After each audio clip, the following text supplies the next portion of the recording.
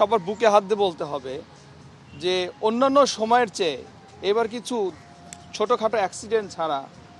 এটা আমার মনে হয় না এমন কোনো বড় ধরনের ভয়াবহ কিছু হয়েছে। ঈদের নামাজ উনি এখানে 8টায় আসবেন, নামাজ জাতীয় ঈদগাহে নামাজ শেষ করে এখানে 10টা হবে আমাদের মূল প্রোগ্রামটা। এখানে ওনার পরিবার থাকবে আর রাজনৈতিক তারপরে দেশি বিদেশি কূটনৈতিক সব ফ্যামিলিতে থাকবে, এখানটা আনন্দ ভাগাভাগি করা হবে আর এটাই আর কি মূল উদ্দেশ্য। সবার বুকে হাত দিয়ে বলতে হবে যে অন্যান্য সময়ের চেয়ে এবার কিছু ছোটোখাটো অ্যাক্সিডেন্ট ছাড়া এটা আমার মনে হয় না এমন কোনো বড় ধরনের ভয়াবহ কিছু হয়েছে। তবে আপনাদের স্বীকার করতে হবে যে আপনারা যে প্রধানমন্ত্রী পেয়েছেন জনাব তারেক রহমান, উনি কিন্তু গতকালকে ছুটির দিনে সারা দিন অফিস করেছে এবং সারা দিন আমরা যারা ওনার সাথে আছি আমরা কিন্তু প্রায় সবাই ছোটস্থ ছিলাম কোথায় কি হচ্ছে এই কাজ করতে করতে আমি একটু ব্যক্তিগত কাজে একটু ওনার থেকে বিদায় নিয়ে ছুটি নিয়েছিলাম।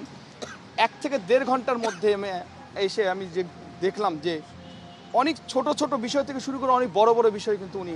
নিজে নিজে ফোনে ফোনে করছে।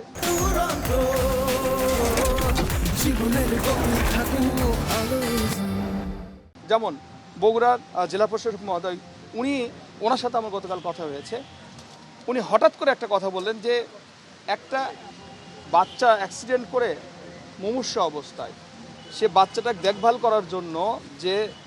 রাষ্ট্রের প্রধানমন্ত্রীকে মানে ওখানে করতে হবে, ইনভলভ হতে হবে, এটা কিন্তু অনেকে কল্পনাও করে না, কিন্তু উনি নিজে ইনভলভ হয়েছেন, জেলা প্রশাসককে কল করেছেন, যথাযথ ডাক্তারকে কল করেছেন, এই বাচ্চাটি যেন সুচিকিৎসা হয়, বাচ্চাটি যেন মানে গুরুতর না হয়ে যায় এজন্য কিন্তু সে ব্যবস্থা নিয়েছেন। তাহলে আপনাকে শুধু এই উদাহরণ দিলাম যে বড় কাজ বাদই দিলাম যে এত ছোট কাজও সে নিজে ইনভলভ হয়েছে এবং সারাটা দিন উনি ফোনে ফোনে তারপরে আমরা যারা তার সাথে আছি আমাদের মাধ্যমে সব ধরনের কাজই কিন্তু করেছেন, বরং একটি অফিস করার থেকেও গতকালকে উনি বেশি পরিশ্রম করেছেন।